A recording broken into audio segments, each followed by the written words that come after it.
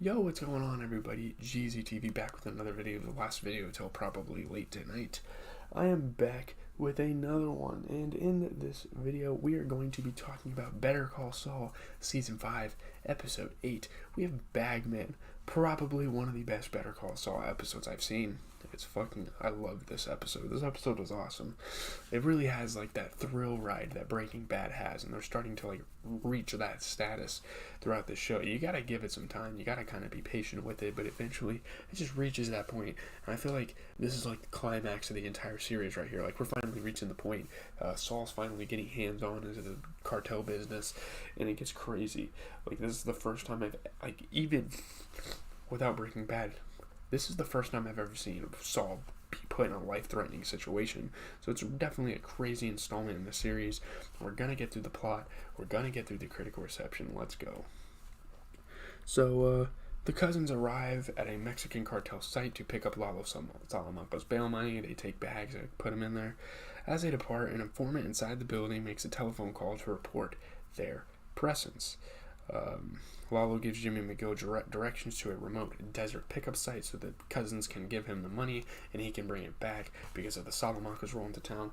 I think people know that they're both Salamancas, so they're pretty much automatically associated with each other in this drug business. Jimmy reluctantly agrees to pick up the money after Lalo promises him $100,000. So he's getting paid $100,000 to drive out in the desert, pick up money, bring it back, and get him his bail. So yeah, he's pretty much getting some commission. So that's dope, you know. Kim Wexler begs Jimmy not to go, saying he is an attorney, not a bagman for drug dealers. But he says he will do it because it will be easy and no one will suspect him of being the courier. That is very, very wrong, and we figured that out in this episode, funny enough. Yeah, man. This was like a lengthy episode, too. There was so much jam-packed into it. You just can't wait to watch the next episode, too. I don't know how long this video is going to be. I guess it doesn't really matter. But, yeah. The next morning, the cousins deliver 2 duffel bags of cash to Jimmy at the pickup site. So it looks like all is well. You know, Salamancas don't seem to appear to be hostile about anything. They give him the money and literally drive away because they trust him. They know if he runs off with the fucking money, he's going to die to the cartel. Like, that's just kind of how it's going to be. I have like a fade over here. I didn't even realize that. That's kind of dope. Okay, anyway. Jimmy starts his return trip, but several trucks cut him off, so he can assume that this is people trying to steal that money from him. And they knew about this and, you know, all that stuff. Numerous gunmen exit, take the money, and prepare to kill him. They literally threaten him. Like, Saul is like inches from being shot in the face. The gunmen are suddenly attacked by an unknown shooter, and there's very much suspense as to who this shooter is. As you know, the gunfights are kind of going on. All but one are killed, and their vehicles are disabled. He shoots the tires out so no one can make a getaway. The surviving gunman escapes in the only drivable truck, so of course there's one drivable truck left, and now there's just this guy fucking free in the wild that could come back and kill Saul any moment. So there's obviously a lot of fear, a lot of just tension, suspense going on right now as you're kind of watching this. So the unknown shooter was Mike Ehrmantraut. I mean, you kind of figured, you were hoping it was someone a little more interesting, but you kind of figured it'd be Mike.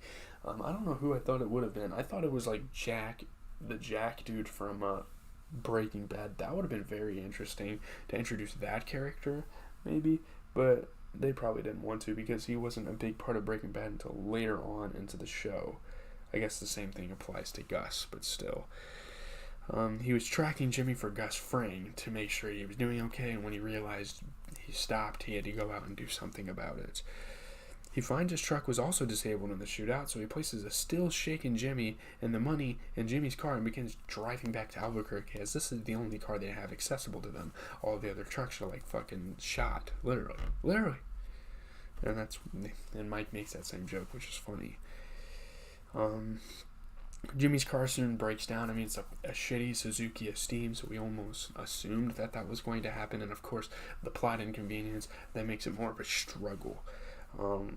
With no cell phone coverage and no vehicle, they push the car over the edge of the road and walk cross-country with the money in order to avoid the surviving gunmen. Because if they drive, obviously, I mean, they can't really drive. But if they drove, it'd be pretty out there.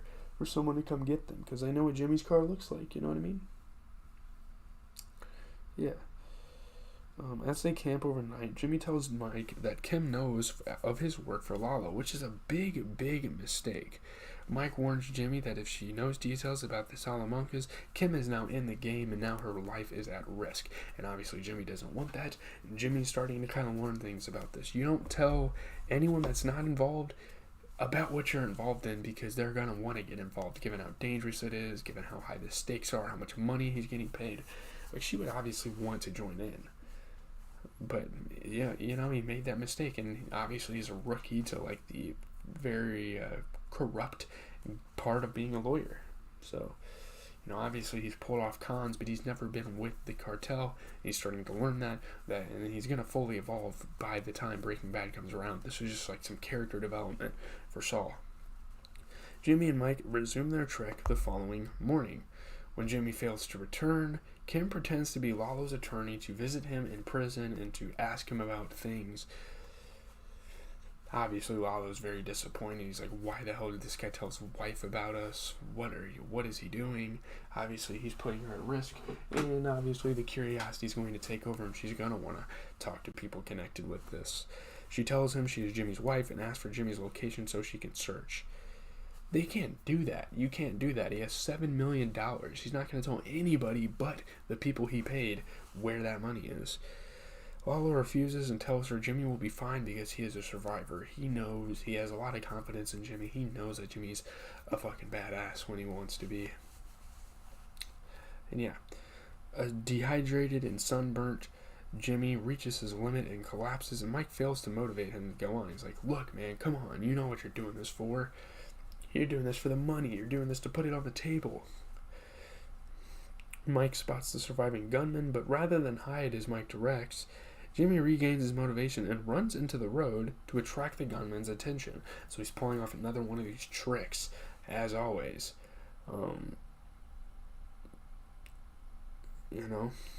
When the gunman is close enough, Mike shoots and kills him. But of course, here we go. Here comes some plot inconvenience. The gunman's vehicle flips and is destroyed. Jimmy and Mike resume walking, this time on the road. It's so cool, man. I really like this episode. It's such a dope episode. For a long time, the prequel series lacked an Ozymandias. The Rian Johnson directed action-packed 60th episode of Breaking Bad. Ozymandias has been rightly heralded as a near-perfect mini-movie, and now, after 5 seasons, Better Call Saul has delivered an episode to rival Breaking Bad's best. What's more, Saul accomplished this remarkable feat without having to imitate its former series. I think this is a perfect episode. I think it's the best. Universal acclaim, of course. One of the best episodes of the series. I think so far. 100% certified fresh rating on Rotten Tomatoes, 9.383 out of 10. They had 13 reviewers. Jimmy undergoes a trial by gunfire in Bagman, an unpredictable installment that is even blockbuster suspense by Vince Gilligan's directing. The episode with numerous long takes with Jimmy and Mike in desert scenes. It's been visually and thematically compared to Gilligan's previous works in both El Camino and the Breaking Bad episode 4 Days Out, as well as to the 2007 film No Country for Old Men. So definitely, 4 Days Out, when Jesse and Walter were surviving because they couldn't start the RV. It's literally like the Better Call Saul version of that. I think it's such a cool concept. The episode's great. Its premise was awesome. The cinematography, the visuals, the acting is awesome.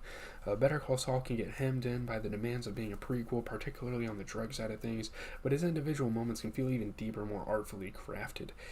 An A rating by IndieWire and Entertainment Weekly. The unpredictability of the episode was great. Its visual style was awesome. It's a marvel to look at. Seeing the stage with sweaty, exquisite perfection. 5 out of 5 on Den of Geek. It's one of the best of the series. Gilligan's direction was amazing. 5 out of 5 on Vulture. Kim's decision to ask Lalo about Jimmy's whereabouts was a consequential decision that would cause her to be in the game, and that's going to create a lot more storylines as we move on. The AV Club gave it an A rating. The character development of Saul and Kim was awesome. The main desert sequences were awesome, of course. The episode's ending was great. It takes nerve and skill to tell a story as grueling as the one told in Bagman. There is no end. At least there is no end to this suffering. Literally at the end, like the cliffhanger, there's no cliffhanger. They're still walking endlessly in a desert, which creates like so much. Like you're so interested. You're like, what's going to happen in the next episode? You know what I mean? TV line named Bob Odenkirk and Jonathan Banks the best performers of the week for the performances in this episode. This was considered one of the best episodes in television for that week. I don't really have much to say. I have to leave for class in 5 minutes, and I still have to like brush my teeth and stuff. I'm gonna have to rush, but it's worth it for you guys to get these videos out. Leave a like, comment, subscribe. I think I'm gonna watch The Shining today. I'm not sure, but I think I will, more than likely. But I don't really have much to say. Leave a like, comment, subscribe. GZTV, reviewing your favorite TV shows. You know, we're doing The Walking Dead. We're going to continue to do The Walking Dead. Yeah, it is what it is. I say we move on.